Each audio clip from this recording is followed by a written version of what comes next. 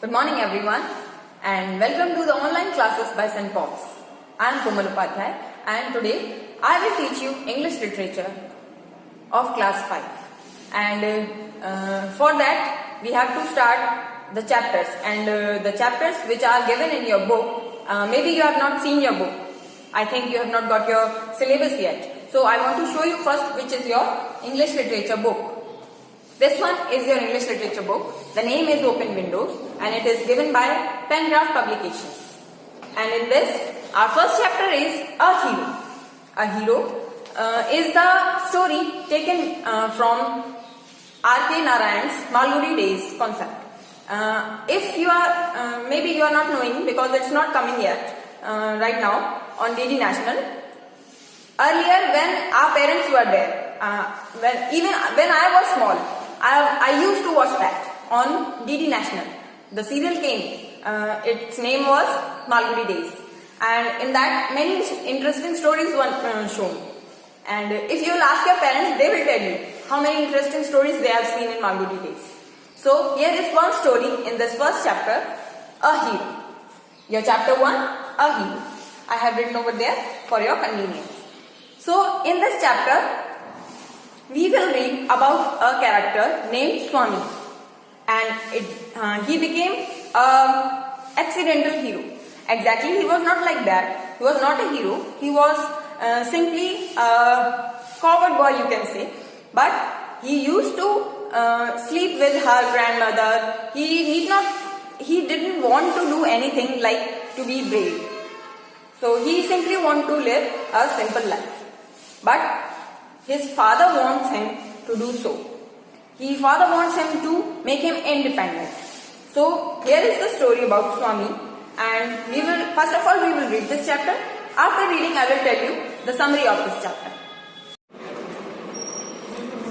For Swaminathan, events took an unexpected turn. Father looked over the newspaper he was reading under the hall lamp and said, "Swami, listen to this. A village boy, while returning home by the jungle path, came face to face with a tiger. The paragraph described the fight the boy had with the tiger and his flight up a tree, where he stayed for half a day till some people came and killed the tiger."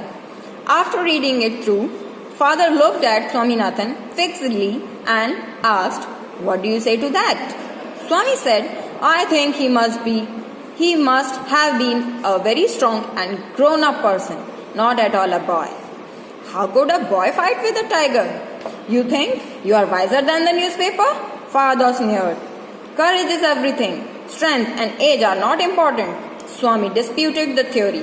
"Father, suppose I have all the courage, what can I do if a tiger should attack me?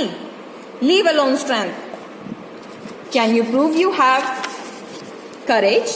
Let me see if you can sleep alone tonight in my office room," said Father. Swami had always slept beside Granny, and any change in this arrangement kept him trembling and awake all night. "You must sleep alone hereafter," Father said sternly. Swami realized that the matter had gone beyond his control. From a challenge, it had become a plain command.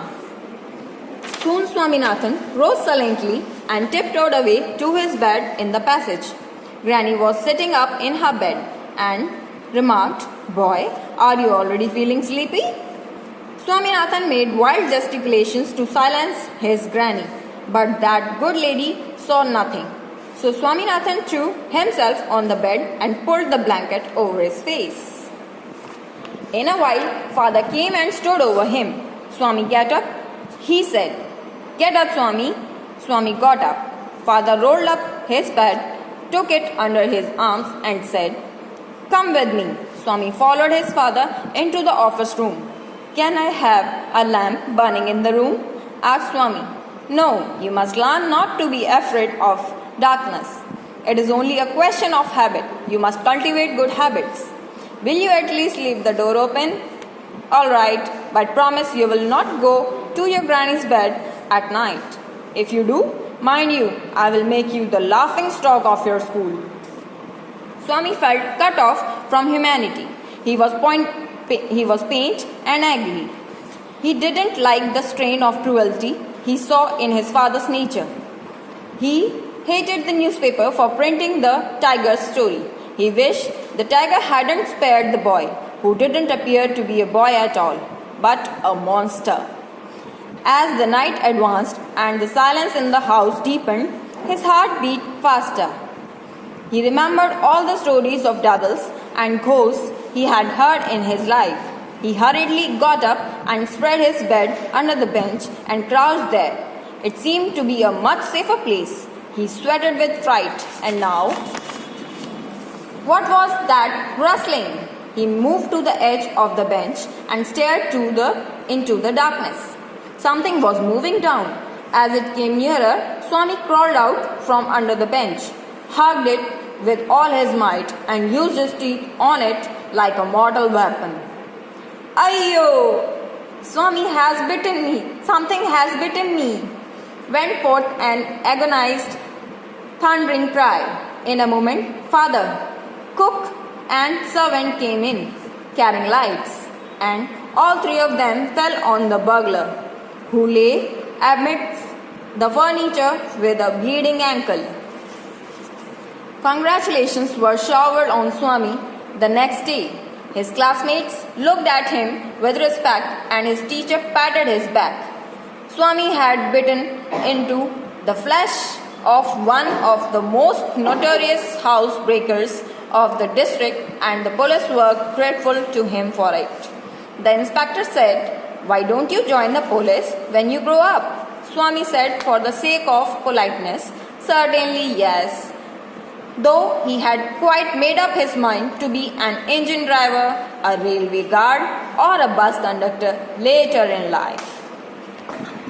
So, as we have read the chapter, maybe somewhat you have understood about the story. Swami, who never wanted to be an adventurous person, he simply ignored his father's stories about brave boys and all. So, one day when the father read about a boy, he simply ignored him. He said, "A boy can't do so." So, maybe he was a man, and a powerful man who can fight with a tiger. But father has challenged him that if it is, can you sleep a night alone in the office room? But in that conversation, he simply said, it can be, but father simply said, "Okay, now you have to do it." Now he was becoming very nervous. How I may spend a night alone in darkness, in a dark room where no light is there? I must be helpless when I have to do so. So he was simply thinking, what shall I do? Then he simply tiptoed, means simply in a very slow manner that no sound must be created. In a simple manner, he went to his granny's room and just jumped on her bed to show that nobody could see me. He simply showed Granny that, "Granny, please, don't tell that I'm here." So, Granny was not understood about this matter, what he wanted to say. So, she simply let him sleep only. Then, father came and he took him to his office room. He seeks the permission of his father that, "Father, please let me have a lamp in this room. For this, I may have light in this room. I will not feel scared in the darkness." But father said, "No, you have to be independent anyhow." So then he said, "Then please let this door open. I will not feel so much scared." So he said, "Okay, I will let you open this door, but promise that you will not go to your granny's room. And if you will do so, you will be a laughing stock of your class. I will simply show in your class that how you have behaved. Then they will laugh on you." So he said, "Okay, I will not do so." And then he was simply left in that room alone with that door open. Then after that, in that darkness, in that silence, he couldn't sleep that night. And he was remembering all the ghost stories which were said by her grandmother, which was told by her grandmother. and he was remembering all those ghosts, and he was very scared also. He was spooked by those ghost stories. So after that, he looked at the window, and in that darkness, a shadow he could see. And for that shadow, first of all, he thought that maybe he is a ghost, but he thought that I have to save myself. For that, he simply gripped it, that shadow, and used his teeth for hurting him or hurting it. He simply bit that shadow, and that sound came. The sound was, simply I said in that reading, Ayyo.